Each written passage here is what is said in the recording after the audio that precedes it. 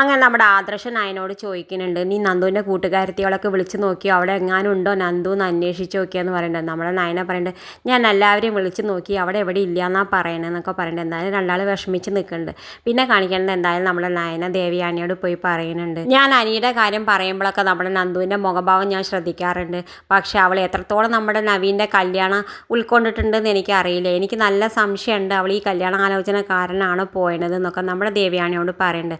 ആ സമയത്ത് ദേവയാനി പറയുന്നുണ്ട്, എന്തായാലും രണ്ടാളും പൊന്മുടിയിലേക്കാണ് പോയതെങ്കിൽ അവർ രണ്ടാളും ഇങ്ങനെ ഒരുമിച്ചുള്ള യാത്ര അത് അത്ര നല്ല ശരിയുള്ള കാര്യമല്ല എന്നൊക്കെ പറയുന്നുണ്ട്. പിന്നെ കാണിക്കുന്നത് എന്തായാലും നമ്മുടെ കനക ഗോവിന്ദനോട് പറയുന്നുണ്ട്, എനിക്ക് തോന്നുന്നു നമ്മൾ രണ്ടാളും സംശയിക്കണ പോലെ അല്ല എന്നാണ് തോന്നുന്നത്, നവീൻ നന്ദുവിനോട് പോയിട്ട് അവൻ്റെ ഇഷ്ടം തുറന്ന് പറഞ്ഞ സമയത്ത് അവൾ സന്തോഷം കൊണ്ട് അവളുടെ കൂട്ടുകാരത്തിയോട് ആഘോഷിക്കാൻ പോയിന്നതാണെന്ന് എനിക്ക് തോന്നുന്നതെന്നൊക്കെ പറയുന്നുണ്ട്.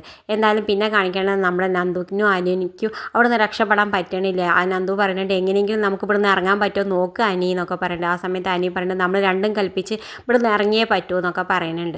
എന്തായാലും പിന്നെ കാണിക്കേണ്ടത് നമ്മുടെ ആദർശ് നായനോടും ദേവയാനിയോട് പറയുന്നുണ്ട്, ഇളയമ്മള സ്റ്റാൻഡ് എന്തായാലും നമ്മൾ അറിഞ്ഞു കഴിഞ്ഞല്ലോ, എന്തായാലും നമ്മൾ അനി നന്ദു അവർ തമ്മിൽ ഇഷ്ടത്തിലാണെങ്കിൽ നമ്മൾ അതിൽ എതിർ നിൽക്കാതിരിക്കാൻ നല്ലത്, കാരണം അവർ തമ്മിൽ മനസ്സിനി മാറ്റാൻ പറ്റില്ല എന്നൊക്കെ പറയുന്നുണ്ട്. എന്തായാലും ഒരു വിധത്തിൽ രക്ഷപ്പെട്ടിട്ട് നമ്മുടെ അനി നന്ദും വീട്ടിലേക്ക് എത്തുന്നുണ്ട്. ഇത് കാണിച്ചും കൊണ്ടാണ് ഇന്നത്തെ പ്രമോ അവസാനിക്കേണ്ടത്. ഇതുപോലെ പ്രമോ വിശേഷങ്ങൾ നിങ്ങളുടെ മുന്നിൽ എളുപ്പത്തിൽ എത്താൻ ഈ ചാനൽ ഒന്ന് സബ്സ്ക്രൈബ് ചെയ്യാൻ മറക്കരുത്.